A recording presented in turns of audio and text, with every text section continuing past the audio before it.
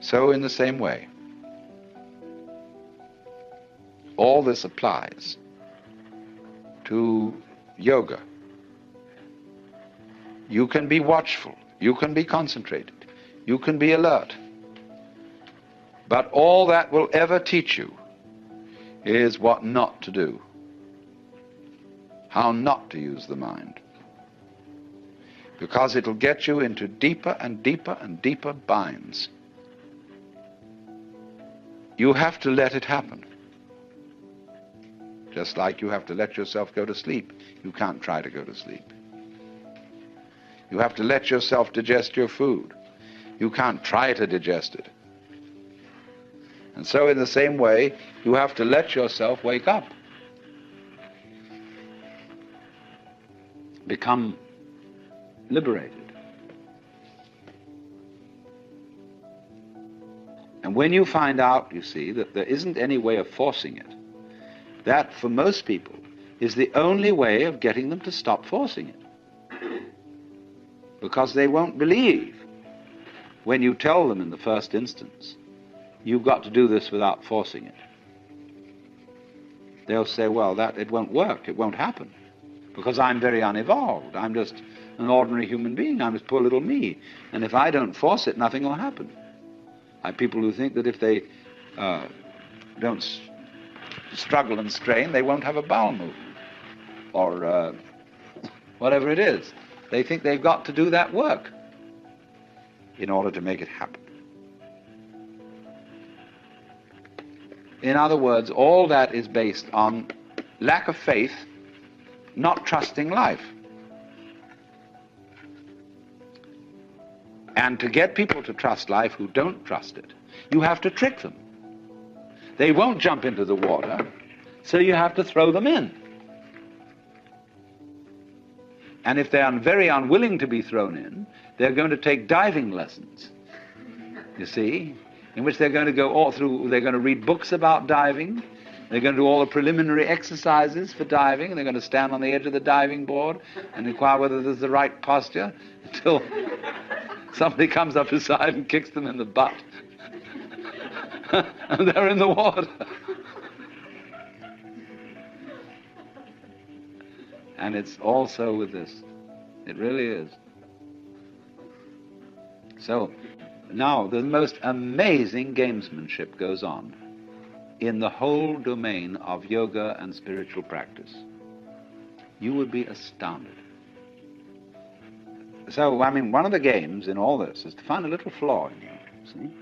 Everybody has a place where they can be jiggled a bit. Something they're a bit ashamed of, and so you think, does this person really know my secret? He's not saying anything because he's polite, but does he really see through me and know that somewhere are the awful awfuls and that I'm a little bit upsettable? This is all part of religious competition.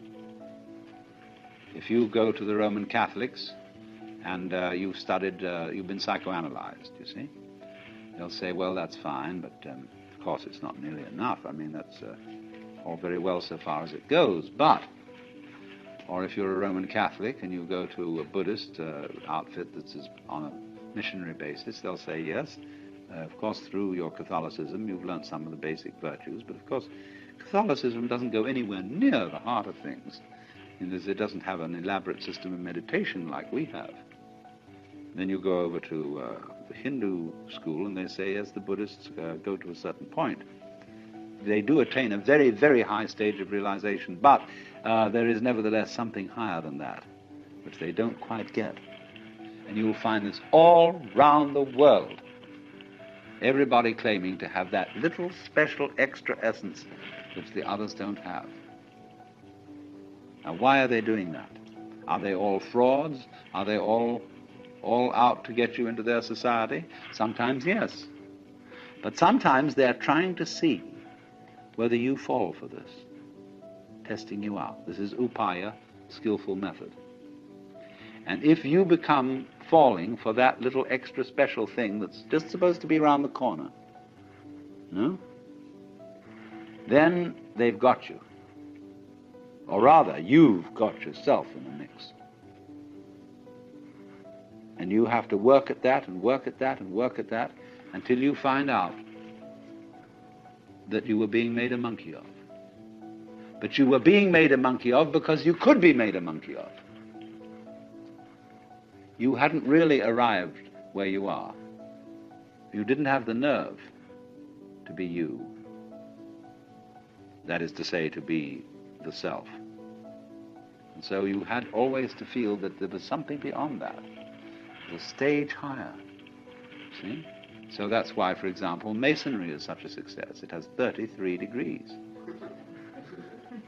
And you know, you can go up that ladder and get higher and higher status. The more degrees, the merrier. There have been things that have invented hundreds of degrees, and they're an immense success. Because you can postpone it longer and longer, like Achilles overtaking the tortoise. He doesn't overtake it in the problem because we keep dividing and dividing the space between Achilles and the tortoise as he approaches the tortoise. What delays Achilles overtaking the tortoise is not Achilles, but our calculations about how he approaches it. We make the calculations more and more complicated as he gets nearer and nearer to the tortoise. It's only the calculations that put it off. Achilles, in fact, runs right by.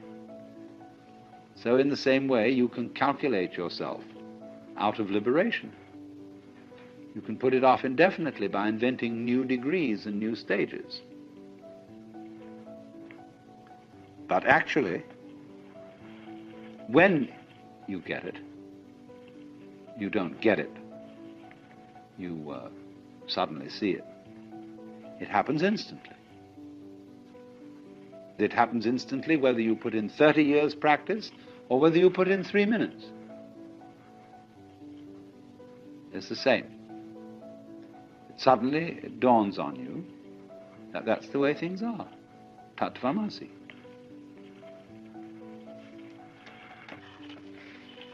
Medieval society in the West, comparable to Hindu society, allowed people to check out of the game.